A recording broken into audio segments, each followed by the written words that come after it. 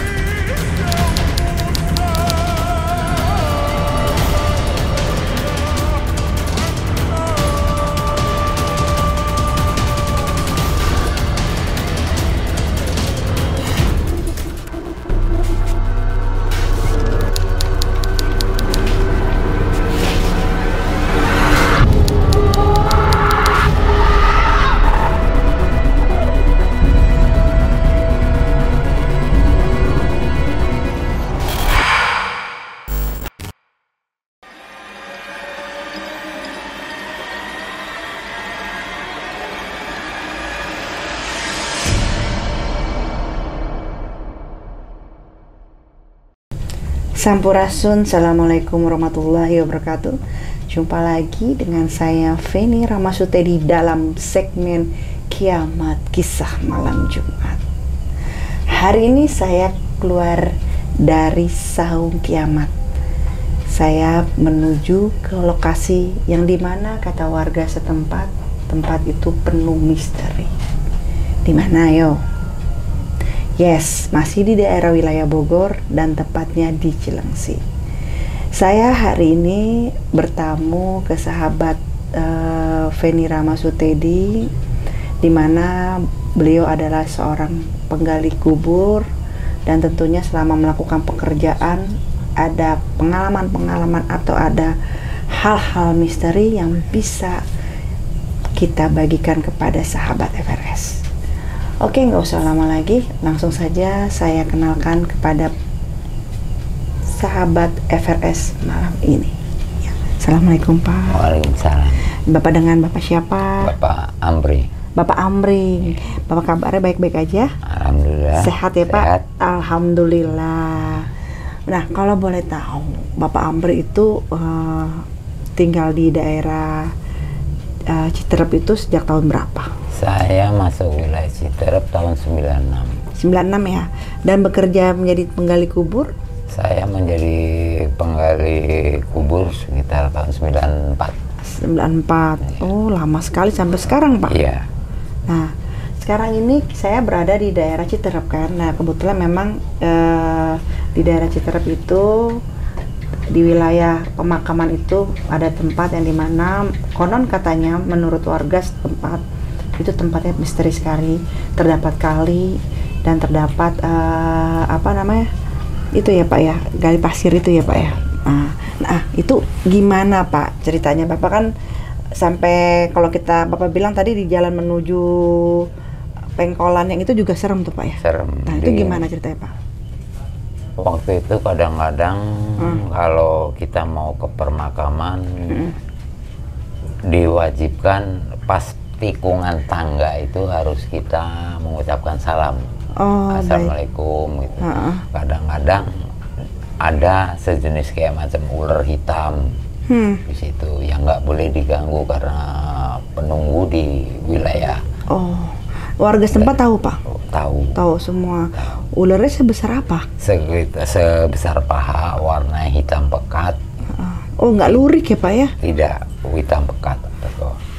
Kebanyakan kan harusnya ular tuh lurik ya Pak, ini Iya. hitam pekat. Bukan, jadi bukan, kan biasanya kan kalau ular itu warnanya hitamnya mengkilat ya Pak ya? Iya. Ini enggak? Hitam pekat seperti arem. Oh gitu, panjang Pak? Sekitar 1,5 meter. Nggak boleh diganggu sama sekali. Oh gitu, jadi memang posisinya tuh kalau kita mau bawa jenazah, kita ngelewatin pengkolan itu ya Pak? Iya. Nah itu biasanya dia suka bentang di situ tuh ulernya. Suka bentang, cuman dia jalannya pelan banget.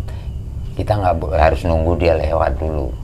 Oh. Seolah dia pengen dilempar atau diburu-buru atau dipukul gitu. Memancing kita, Iya. emosi kita. Iya. Oh. Tapi sebenarnya kalau dia didiemin, dia akan lewat, baru kita lewat, nggak apa-apa. Nah, pernah nggak Pak ada kejadian yang mencelakai ular itu atau gimana? Pernah waktu itu keamanan komplek yang dia nggak tahu. Jadi ceritanya waktu itu kebetulan saya juga ada di situ.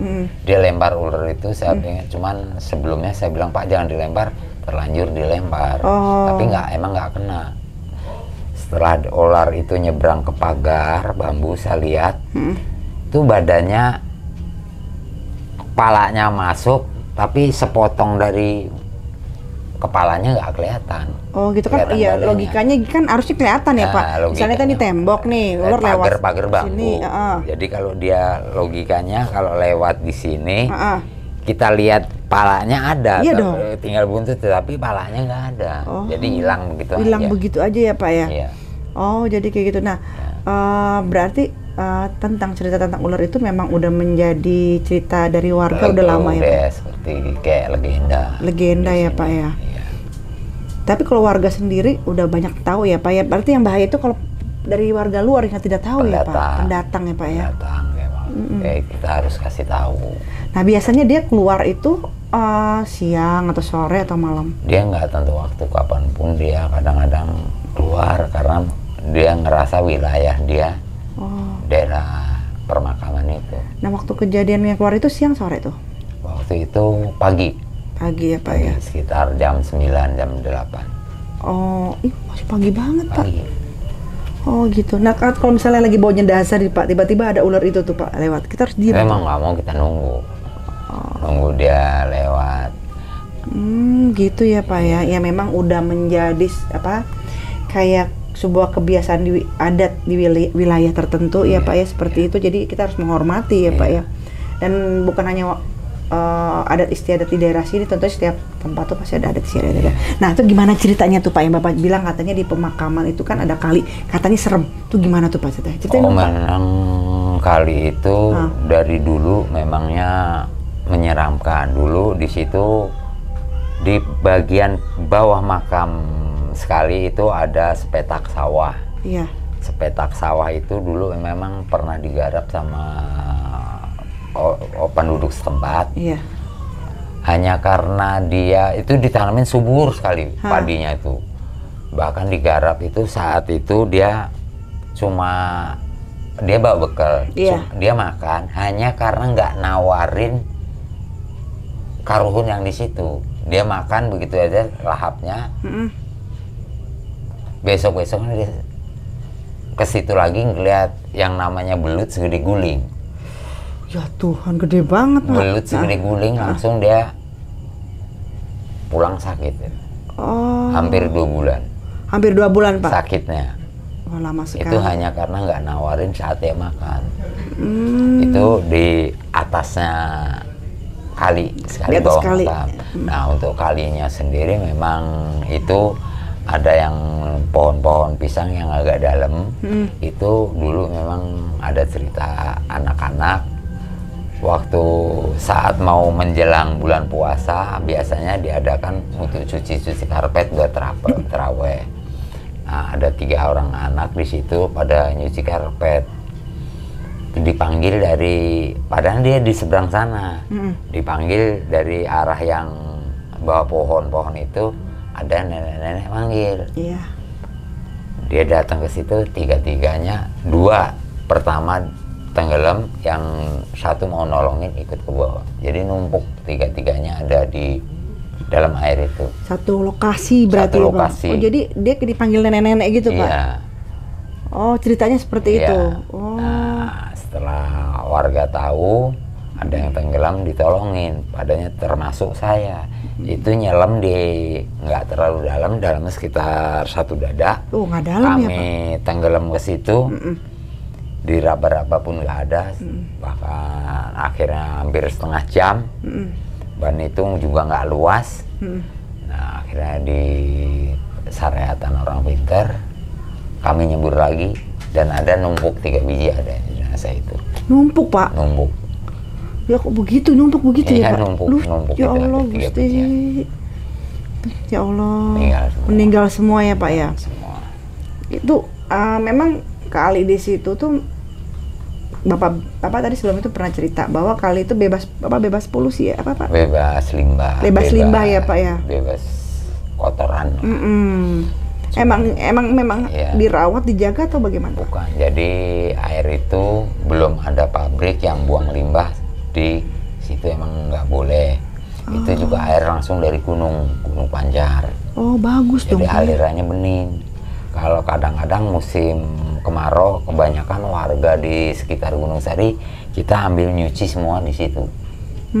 Karena airnya bening itu. Ya. Nah kalau orang warga luar ngeliat itu kan bodohnya mau nyebur aja Pak. Mana ngerti Iya. kalau itu penuh misteri. Iya, cuman kan biasanya diperingatkan sama warga setempat yang tahu jangan mandi di situ gitu. Oh gitu. Tapi kalau maksa kadang-kadang itu resiko. ya itulah. Oh gitu Pak. Iya. Jadi emang udah turun menurun ya Pak ya wilayah Iya. itu ya Pak ya. Iya, emangnya wilayahnya yang terus seperti itu. Nah selain cerita itu Pak, misteri di kali ada apa aja Pak? Kalau kali di sini juga dulu itu suka orang, memang termasuk saya. Kalau saya nyarinya batu. Kalau teman saya itu kan suka nyari pasir. Kalau biasanya kalau habis banjir itu banyak pasir. Nah kita kumpulin buat dijual nanti. Memang bukannya ditambang, bukan, jadi pasir yang ke bawah dari gunung. Itu kalau banyak gitu lah. Di saat teman saya itu nyelam, ya memang waktu itu sekitar pukul hampir 4:30 atau 5:30. Dia masih ngambil air, mau ditaruh ban. Wah, di saat dia nyelam di air, itu dengar suara kongkorong kayak di dalam air. Di tempat Ya Allah. anak-anak itu tenggelam. Oh di tempat situ juga. Iya. Nah, akhirnya pulang lah temen, nggak berani Ya lagi. iya mana ada, kan logikanya mana ada kerongok ayam di dalam pasir sih itu ya Pak ya. Ya, emang yang sering lihat juga, emang kalau orang yang bisa ngeliat di situ emangnya kadang-kadang suka nongol kayak jengger ayam itu gede banget. Kayak jenggernya doang itu kelihatan dari air tuh nongol kayak jengger itu gede. Itu apa Pak? Bukan tahu ayam raksasa atau apa. Aduh Tuhan. Emang nggak tahu tuh Pak. Emang sering di situ, tapi yang bisa ngelihat gitu. Oh kayak jengger ayam jago gitu Iya, Pak. kayak jengger ayam itu emang pernah. Oh tapi baru jenggernya doang yang Iya. dia lihat. Iya. Oh yang bisa ngeliat pas di titik yang orang Iya. anak-anak peninggal itu. Itu sepanjang kali itu memang sepanjang kali inilah pokoknya emang serem, bahkan sampai jembatan sana. Dulu kalau saya hampir biasanya habis maghrib, kalau saya nggak ada kegiatan itu biasanya nyetrum ikan, cari ikan. Memang pernah juga kejadian waktu itu kayak tanah longsor, bener-bener kayak tanah longsor, cuman kayak batu jatuh di air. Cuman saat itu airnya bening, nggak ada maksudnya nggak ada hujan, nggak ada angin. Tapi suara kayak longsor di air, gue jebur gitu. Tapi saya lihat nggak ada yang goyang airnya sedikit pun. Suara apa dong Pak? Nah karena saya kaget, saya bisa bilang, jangan nakut-nakutin saya lu. Saya nggak takut, saya setrum nanti kalau kamu. Gua taunya leher saya langsung merinding, langsung berdiri, saya bulu-bulu saya langsung berangkat lari. Pernah juga ketemu ular gede. Di tempat situ juga? Iya, hampir segede pohon kelapa. di bawah jembatan. Bapak gede banget, Pak. Di waktu itu saya posisinya di tengah, saya nyari ikan, udah dapat banyak. Saya mau nanjak, kata tempat saya nanjak itu kebetulan pas ada ular yang lagi manjang tempat jalanan. Terpaksa saya harus jalan mundur, arus mah mulai datang mulai membesar. Saya ambil resiko. Jadi Bapak ada pilihan nih, depan ular, belakang arus besar. Arus besar. Ya Allah, terus Pak, akhirnya Bapak ambil resiko yang mana?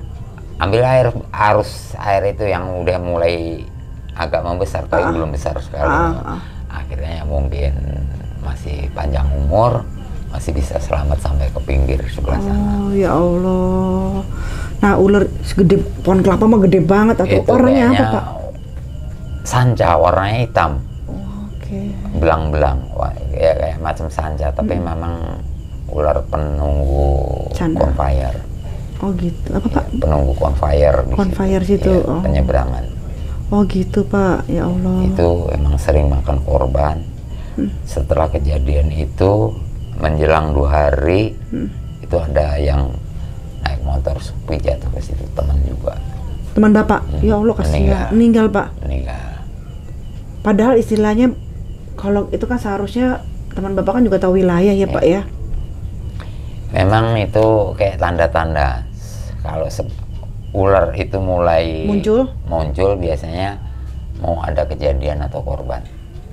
Oh, ditandain seperti itu. Iya, itu yang sering terjadi. Iya, jadi sebenarnya ya mungkin ular itu juga bisa juga baik, udah memberikan hati-hati nih, mau ada bahaya, marah bahaya, hati-hati. Mungkin ya Pak ya, seperti itu ya Pak ya. Ya Allah walam ya, karena biasanya kalau sedang itu ada korban langsung ya Pak? Ada korban biasanya. Entah kejadian motor tenggelam atau orang hanyut, itu pasti. Nah kalau air lagi gede itu emang besar Pak di sini Pak? Di sini kalau datang air seperti tsunami, benar-benar kayak tsunami.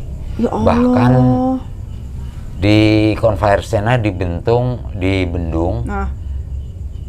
ya sebesar batu coran itu, sebesar toren air besarnya itu, mungkin panjangnya sekitar 3 meter.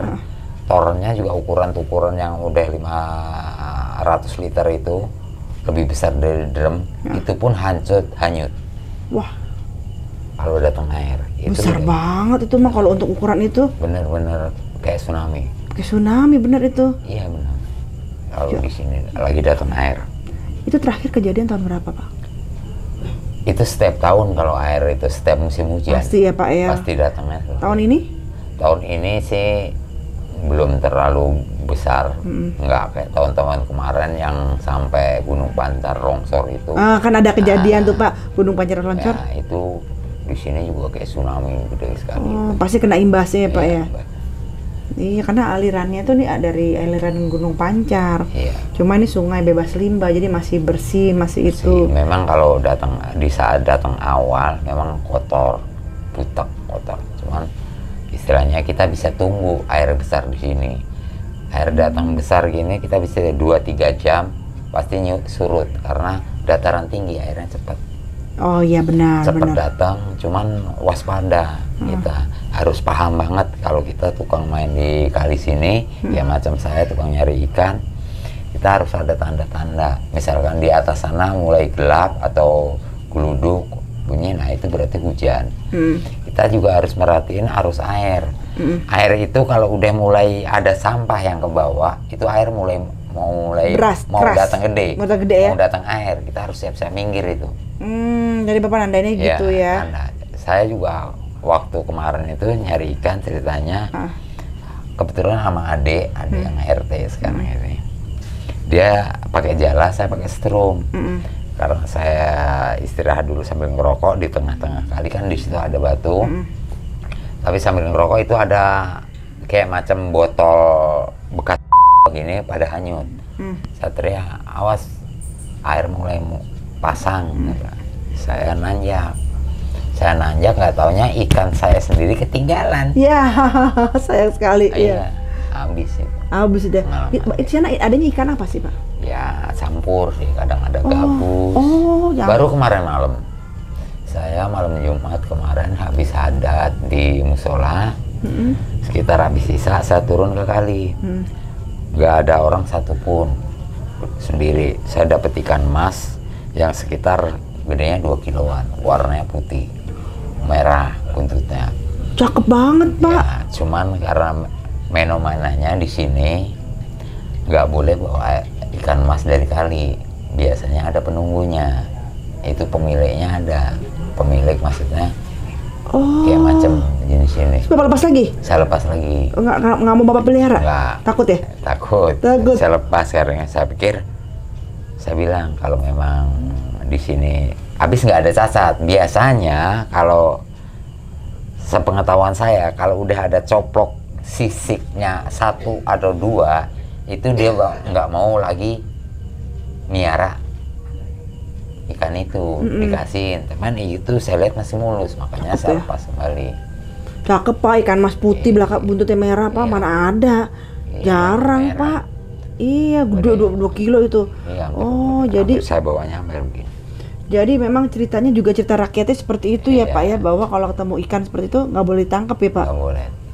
Bapak aja takut, penduduk asli sini yang sering mancing ya, Pak. Iya, Tetap saya punya. sih nyari ikan sering, cuman ya gitu. Heeh. Kita lihat-lihat ikannya, apalagi kalau ikan gabus, kadang-kadang yang gede banget, kadang-kadang ada yang kedip. Di sana dulu ada yang juga di kali sini meninggal hanya karena dapat ikan gabus, waktu itu kedip, dibawa pulang.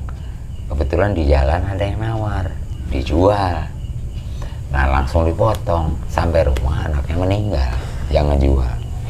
Makan ikannya enggak, cuma dapat 20-30 ribu, anaknya meninggal. Kedip cewek jangan ikannya. Memang, Kedip gitu, emang Pak. nggak boleh, emang kalau ikan itu udah jelas itu bukan ikan biasa kayak macam siluman. Dia nggak tahu, Pak. Seperti yang banyak diceritain kali itu udah banyak banget siluman. Iya. Gitu. Tadi juga kan tim saya pas lagi survei ngelihat, kebetulan memang mereka kurang lebihnya bisa ya, Pak ya. Ya walaupun nggak itu banget tapi bisa. Ya, emang dibilang banyak siluman di situ katanya, Pak. Biasanya kalau memang buaya juga emang ceritanya tuh yang agak ke atas sana yang namanya Lui Kelapa, memang ada penunggunya buaya. Oh bener. Tadi kan lihat situ. Di wilayahnya itu memang ada penunggunya buaya, cuman biasanya buaya itu nggak galak. Oh ramah malah. Ramah, cuman kadang-kadang ya justru kalau ini buaya beneran kan gigit. Kalau itu mah enggak, ya cuma nongol gitu. Tadi tim saya Suka ngeliat, Pak. berjemur gitu. Iya. Oh gitu. Tadi tim saya ngeliat tuh, Pak. Ada buaya ya, Pak, dibilang gitu kan. Buaya. Cuma penduduk sekitar udah tahu kalau itu bukan buaya biasa. Nah, kalau ngeliat dia nggak ada tanda apa-apa, Pak? Nggak ada apa-apa kalau itu. Nah, tadi Bapak ada Lui apa lagi, Pak, di sini, Pak, yang Bapak cerita tadi? Tadi sebelumnya memang Bapak sempat cerita ada Lui apa, Pak, daerah sini, Pak? Di sini ada Lui Logak, Lui Samas, ada Lui Conveyor, ada Lui Kelapa. Di belakang itu satu penunggu itu. Oh, si buaya. Si buaya itu. Tapi kalau yang Samas ini Baini namanya. Nini Baini. Baini itu. Itu pernah ada yang lihat, Pak? Hah? Pernah. Ada. Nenek Baini itu yang dulunya warga sini, karena setiap hari dia aktivitas di kali itu, bahkan sampai dinamai kalau kali itu kekuasaan ini Baini. Jangan-jangan ini Baini dinikahin mak kakeknya itu, Nenek Baini itu laki-laki. Oh, Nenek Baini. Di sini di saat ada cucunya juga masih ada. Oh, cucu Nenek Baini masih ada di sini. Masih ada di sini. Bahkan itu kalau air itu sekalipun nggak ada ikan, dia mancing itu pasti dapat. Ikan tuh kayak ada yang nyentelin di pancing manehna. Masih ada keturunannya? Masih ada. Keturunan Nenek Baini? Masih ada. Oh gitu, masih Pak. Ada. Jadi kalau keturunannya dia itu mancing, meskipun ikan itu orang-orang nggak dapat, dia pasti dapat. Emang Nenek Baini itu emang semasa hidupnya itu kan dulunya warga sini berarti? Iya, warga sini. Itu memang punya kelebihan atau ya, mungkin bagaimana, Pak? Kalau setahu saya sih ceritanya gitu. warga di sini taunya tuh aktivitasnya sering nggak siang nggak sore tuh ada di kali situ. Oh, jadi emang sehari-hari pagi siang sore aktivitasnya di situ, nibah ini itu. Jadi makanya dibilang kekuasaan. Nah, jadi warga setempat juga mempercayai itu ya, Pak ya. Iya, percaya. Oh gitu, penuh misteri ya Pak. Kalinya ini di daerah Citerep, namanya kali apa Pak? Kali Cilengsi, cuman Kali Cilengsi tapi di Citerep, kita di kelurahan Gunung Sari gitu. Ya, Gunung Sari. Itu kalinya. Jadi Bapak sebagai penggali kubur ya lumayan serem juga ya, tiap hari Bapak beraktivitas di daerah situ, ngelewatin situ. Iya, memang ya resikonya. Di sekitar situ gitu ya Pak ya. Malah mungkin lebih sereman di situ daripada di tempat kuburannya. Iya, kalau di kuburannya kadang-kadang pernah juga. Jadi di saat kita kadang-kadang kan warga komplek itu datang jam berapapun, kadang-kadang harus dimakamin. Oh gitu. Kadang-kadang kalau kita makamin malam harus dimakamin malam. Oh gitu. Kami punya tim, ada sama adik-adik, kadang-kadang pernah juga. Waktu itu kalau yang namanya makam dijadi itu kan nggak boleh ditinggal. Waktu itu pernah kami 2 orang mati pakai gensetnya habis bensinnya. Yang satu rusak jadi gelap-gelapan itu jadi pakai senter kepala kami gali. Pernah juga. Wah, itu lumayan dong Pak. Itu resiko. Ya karena mungkin kena hawa dari bukan di kuburnya itu dari yang kali itu kali Pak. Ya mungkin. Karena kan nggak jauh kan Pak, dekat. Nggak, pas di bawahnya bisa. Bahkan kalau makam itu longsor ya pasti ke kali semua. Aduh. Iya, karena memang nggak jauh, cuma 1 petak. Bahkan kalau yang belum dipakai ini pas di atasnya itu yang saya bilang ada sejenis kayak pohon mangga, bambu yang di bawahnya itu. Kalau menurut cerita yang tahu di situ tersimpan harta karun yang penunggunya itu kayak macam tengkorak yang bermata merah nyala. Itu pernah ada yang lihat Pak? Pernah. Nah itu gimana cerita ini seru lagi nih? Gimana? Ceritanya waktu itu bertiga. Di saat itu waktu musim kering, orang-orang biasanya cari batu yang buat cincin. Iya. Nah anak-anak pada cari batu pakai cincin. Nah, dia ada satu anak ngelihat pas di pohon bambu situ ada tengkorak yang bermata merah itu. Dia pulang langsung kesurupan, bahkan sampai tidur di rumah itu istrinya mau dicekek. Kadang-kadang kalau kita mau seger, kita biasanya nyelam. Betul. Nah, biar basah rambut. Iya, kita nyelemin kepala. Saat mungkin kepala itu aja hilang orang. Saya perasaannya pohon ini dingin. Di lingkungan situ. Di lingkungan dingin. Tapi memang saya permisi Assalamualaikum. Kalau memang di sini ada yang dingin, tolong pindah dulu. Saya mau terbang. Saya cuma kuli.